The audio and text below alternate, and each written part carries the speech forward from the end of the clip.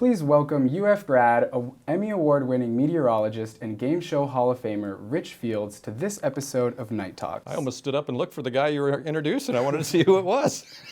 Thanks. Pleasure. Nice to meet you. Great to be here. So you're doing weather in Palm Springs, and you're still chasing Price as Right. I know. Crazy, but it's true. So that's why, I don't, here I am, I'm at this taping, I'm 58 years old, and I've got all this work behind me. But yeah, at that point in my life, it seemed like a pipe dream to keep chasing this game show thing. But after everything that I did accomplish, I have to look back and say, it wasn't just my idea. I mean, honest to God, there was divine intervention. There was something else going on telling me honestly what to do, because I'm in Palm Springs, KPSP, and one of the other anchors comes over with a little rip and read, a little piece of paper off the AP wire, and he hands it to me, and I looked at it, and it said, Dateline Hollywood, the announcer, The Price is Right, Rod Roddy, has just passed away. I read this thing, and I called Christine at home, and I was like, oh my God, Rod Roddy just died. And right away, she's like, what are you going to do? Yeah. I said, Monday morning, I'm calling The Price is Right. Hi, I'm calling for Roger Dobkowitz, please. Just a minute. Hours later. No. Oh. Like one ringy-dingy, two ringy-dingy. Hi, it's Roger. I about crap my pants. I couldn't believe he picked up the phone. I mean, who answers their own phone, especially at that level? But he was that kind of guy. And after working with him so long, I realized that's the kind of guy he was. No assistant, no secretary. He took care of business himself. And I said, Roger, you don't know me from a hole in the wall, but I used to do a Mark Goodson game show down in the state of Florida. And he's like, really? What's that? I said, it's called the Florida Lottery's Flamingo Fortune. And it was decades ago. I don't expect anybody to remember it, but you can look it up on the internet. The Florida Lottery's Flamingo Fortune. And I was the announcer on that. And it was a Mark Goodson satellite game show. And they were starting to do these state lottery game shows, Mark Goodson Productions. And I knew Mark Goodson produced The Price is Right. Yeah. So I called Roger and I said, hey, I used to do a Mark Goodson game show. I knew it was Fremantle now, but I thought I'd drop that Mark Goodson, name dropping thing. He's like, oh, really? I said, yeah. I said, I know Rod Roddy has just passed away, but I'm sure production is still ongoing and everything. And if you need somebody to fill in, how can I get in front of you and Mr. Barker? And he was like, oh, wait a minute, this is all fresh and new and blah, blah, blah. And then I tried to schmooze him more. And finally he said, well, send me a tape. And I said, what do you want to hear? I mean, you want to hear game show stuff? You want to hear me on the radio? Send me what you think I should hear. So I did. I sent him a little bit of Flamingo Fortune, sent him a little bit of a radio break or two, and I sent it off to Roger. So that started the whole audition process for Price is Right. Wow. And the rest is history.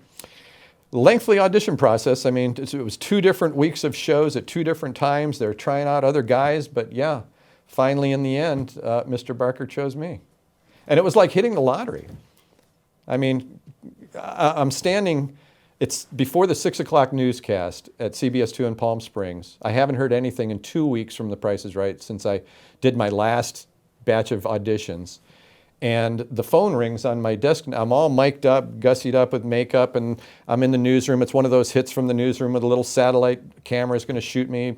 The anchors are out on the set kind of thing. And the phone rings on my desk, and it's that line. It's either the boss or it's your wife. And I look up the clock. It was 5 minutes to 6. I got my mic on. I've already done my audio check with the booth. I can already hear him in my IFB. And I think, oh boy, do I answer this or not? And I thought, well, if it's Erin Gahuli, the boss, I'm sure she's going to be quick. She knows what time it is. I said, hi, it's Rich. And it was my wife, Christine. And she said, Roger Dobkowitz just called. He wants you to call him right now. I said, I can't. It's 4 minutes to now. You know what I mean? I said, I can't. I'm on in 4 minutes. She says, he's leaving the house. This is on a Friday night now. He's leaving the house. He's taking the family out for dinner. He wants you to call him before he leaves the house. I look up at the clock 3 minutes ago. Okay, boom. So I dial the number and I think, well, this is it. He's either going to tell me that you're done, we went in another direction, or, they want another audition or something. So I dial the number. Hello. And I said, hi, Roger. Rich Fields. Hi, Rich. Well, I said, look, I'm in a really time crunch. He said, hey, and I'm not making fun of Roger. He just has a certain speech pattern to him. And if you ever see him on the internet, he's the sweetest man in the world. Hi, Rich. I said, hi, Roger. I said, what's up? He goes, well, how would you like to be the announcer on The Price is Right? I said, well, I look at the clock 2 minutes ago. I said, well, of course, Roger. That's why I'm going through these auditions. And he says, no, I'm offering you the job. Have you ever fainted, Matt? No. Up to this point, I had never fainted either. Wow.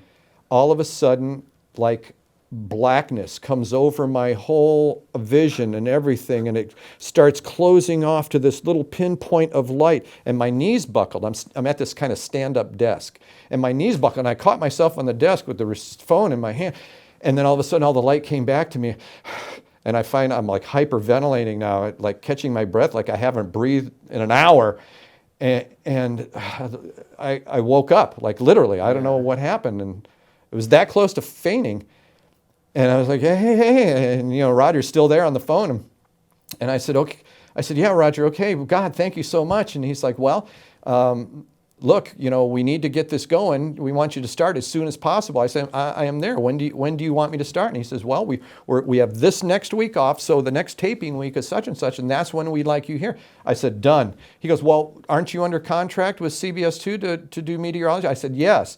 But again, Roger, I will be there. Yeah. Regardless, I will be there a week from today. And it was like hitting the lottery. I mean, I can't imagine anyone else just scratch your $1 million. That's the feeling. It was like, oh my God, everything that I years toiled for and cried about, and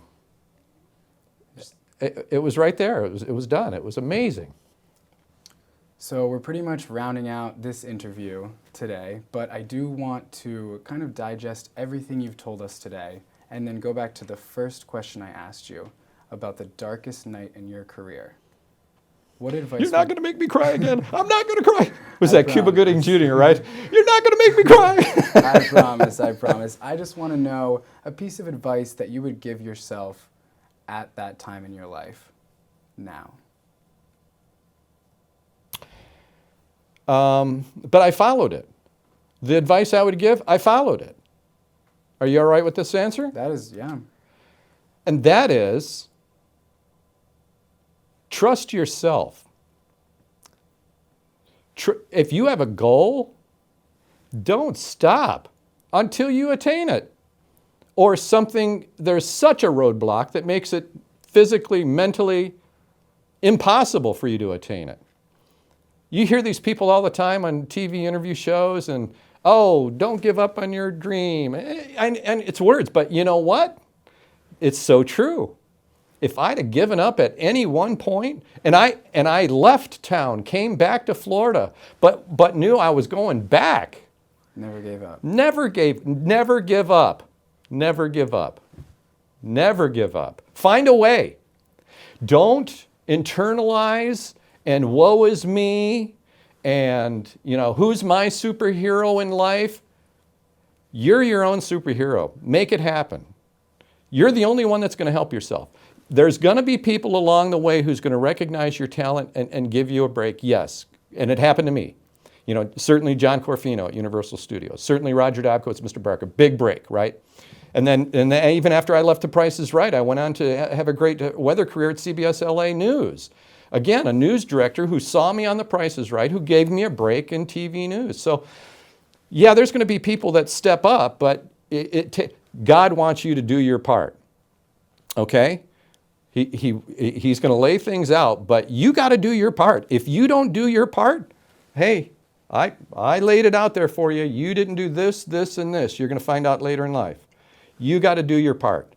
You got to make the phone call, you got to send the letter, you got to prepare, you got to spend hours in a production booth your freshman year at the University of Florida, 2, 3 in the morning. You got class at 9 and you're still putting tapes together? That's what you got to do. Drive yourself. Don't look for somebody else to drive you.